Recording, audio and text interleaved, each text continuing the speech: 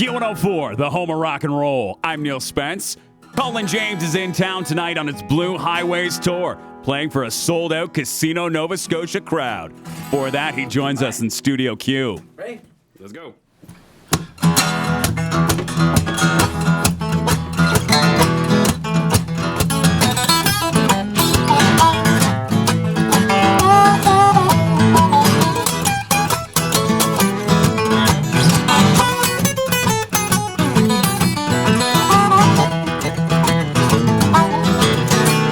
Baby, won't you ride with me tonight? Oh baby, won't you ride with me tonight? 'Cause you ride so easy while the moon is shining bright. Oh baby, won't you ride in my automobile? Pretty baby, won't you ride in my automobile? 'Cause you ride so easy, darling. Tell me how good it makes you feel.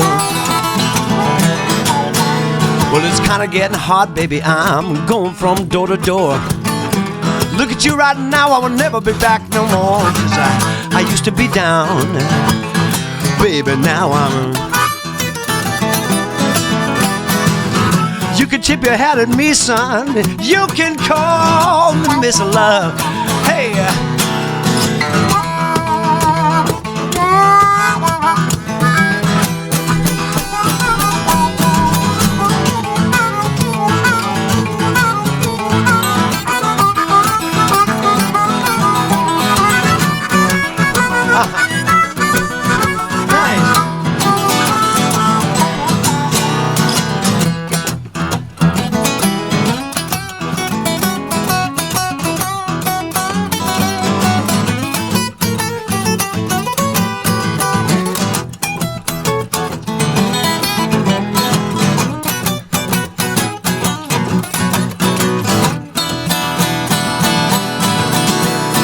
Baby, you ain't nothing like you used to be. Oh baby, won't you ride with me tonight? 'Cause you ride so easy while that old moon is shining bright. Well, you ride so easy while that old moon is shining bright. Well, you ride so easy while that old moon is shining bright.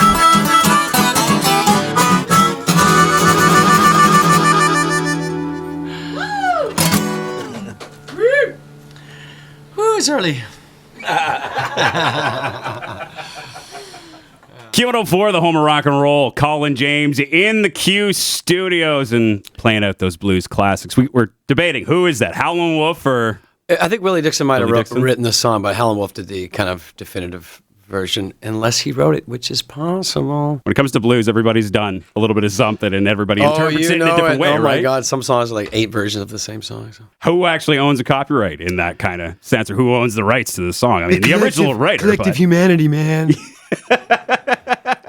Blue Highways is the tour you're doing now, and this is a record that you're kind of looking at a bit of your past and your influence, right? Like what kind of brought you up in the blues world a little bit. Yeah, you bet. A lot of these songs I played when I was 16 years old. Hoodoo Man Blues off the Hoodoo Man Blues record by Junior Wells and Buddy Guy. I've been playing that since I was 16. Riding in the Moonlight, the one I just played. I've been doing that since playing in subways and in front of liquor board stores when I was younger in Montreal and whatnot. So that's been with me a long time. A lot of the songs in the record, Oh Well, Watch Out by Peter Green. I think one of my favorite records growing up was that Fleetwood Mac in Chicago. This is before the real gals lineup, were in right? the band, and it was all, they went to Chicago and did a record with I think Honey Boy Edwards. A bunch of cool people were on the record. I didn't know that at the time. I just listened to it as a Fleetwood Mac record. I think I had an inkling.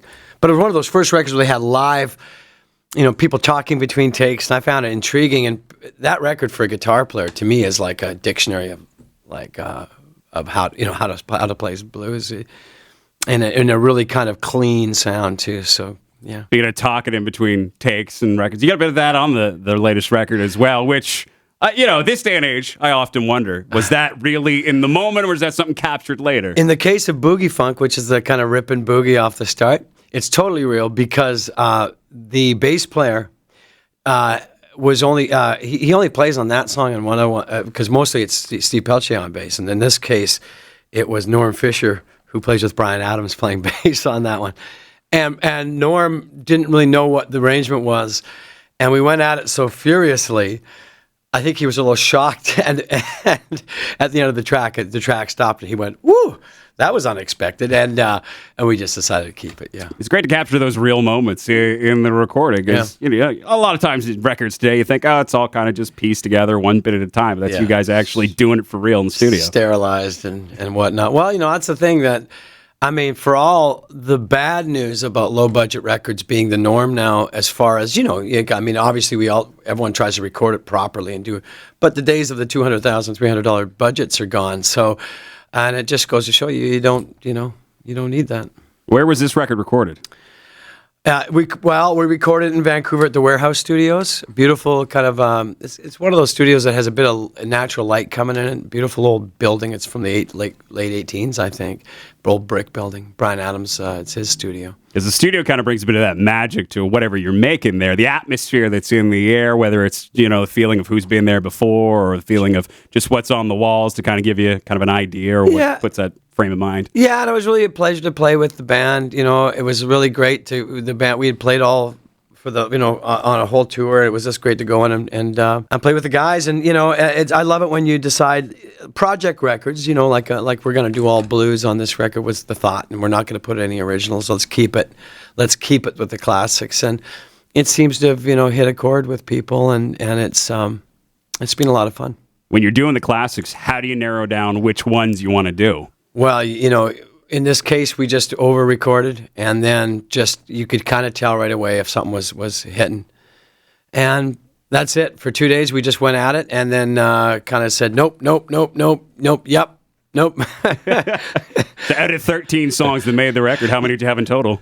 There was a lot. Well, there was 30. We did 30 songs, and some of them I picked the wrong key because we were doing so many at once, and we didn't really have a real 3-day luxurious pre-production schedule, so it was really more like on the road and off the road and bam, let's go. It's been really great, as far as getting us out a little bit more in the world. It showed up on all the blues charts, which I, for whatever reason, I've never shown up on before. So, it's nice to see it getting played in Australia and Italy and England and in the States, and that's been a lot of fun. Now, do you have a favorite off the record? I like Ain't Long for Day by Blind Willie McTell. To me, it was one of those kind of tracks, not unlike Into the Mystic when we made that record. We recorded it at the very end of the whole day, after a whole day of recording where everyone's kind of a little punch drunk. And the same thing happened with Ain't Long for Day on this record. Colin James at Casino Nova Scotia tonight. Sold out performance, sir. Thank you for joining us today. Pleasure's mine. Thank you. Boom.